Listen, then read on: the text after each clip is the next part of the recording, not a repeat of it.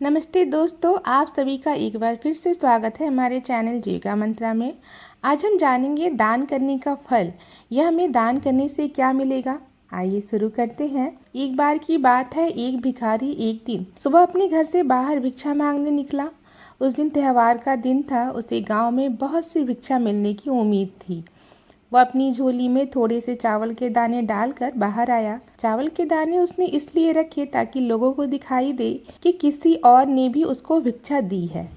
रास्ते पर आते ही सामने से राजा का रथ आता हुआ दिखाई दिया। उसने सोचा आज राजा से अच्छी भीख मिल जाएगी। राजा का रथ उसके पास आकर रुक गया।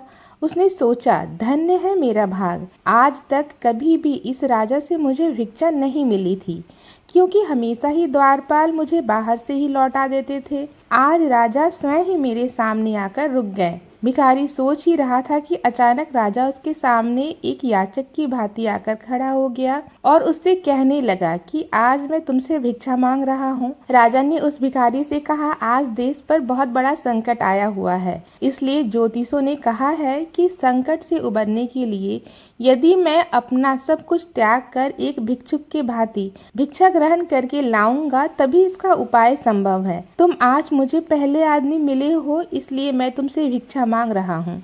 यदि तुमने मुझे मना कर दिया तो देश का संकट टल नहीं पाएगा, इसलिए तुम मुझे कुछ भी भिक्षा में जरूर दे दो। भिखारी तो सारा जीवन मांगते ही आया था, कभी देने के लिए उसके हाथ उठे ही नहीं थे। वह सोच में पड़ गया कि आज कैसा समय आ गया है कि एक भिखारी को भीख देनी पड़ रही है और वह मना भी नहीं कर सकता। उसने बड़ी मुश्किल से एक चावल का दाना निकालकर राजा को दे दिया। राजा वहीं एक चावल का दाना लेकर खुश होकर आगे बढ़ गया। सबने उस राजा को बढ़ बढ़ के भिक्षा दी, परंतु भिखारी को तो चावल के दाने का गम सता रहा था। जैसे तैसे शाम को वह घर आया। जैसे ही भिखारी की पत्नी ने भिखारी की झोली पलटी तो उस झोले के अंदर एक सोने के चावल का दाना नजर आया।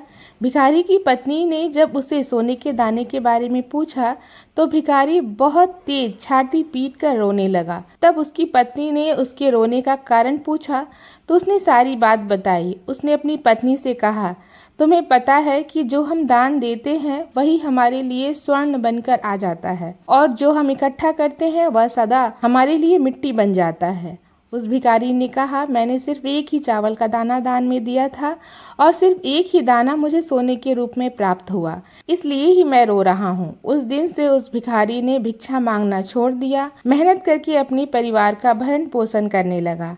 जिसने सदा ही दूसरों के आगे हाथ फैलाकर भीख मांगी थी, अब वह खुले हाथों से सबको दान पुण्य किया करता था। धीरे धीरे उसके भी दिन बदल गए और जो लोग सदा उससे दूरियां बनाए रखते थे अब वह उनके समीप आने लगे।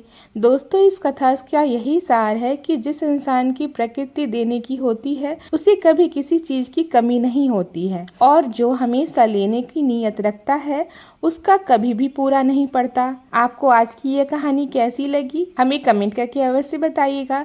ऐसी ही कहानियों के लिए हमारे चैनल को सब्सक्राइब कर लीजिए। धन्यवाद।